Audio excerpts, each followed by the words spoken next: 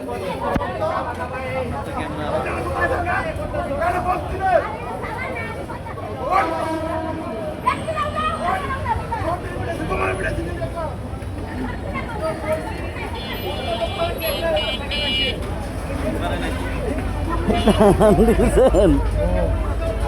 গাড়ি আইতেছে হপায়, এত তাড়াতাড়ি যাওয়ান লাগতো না।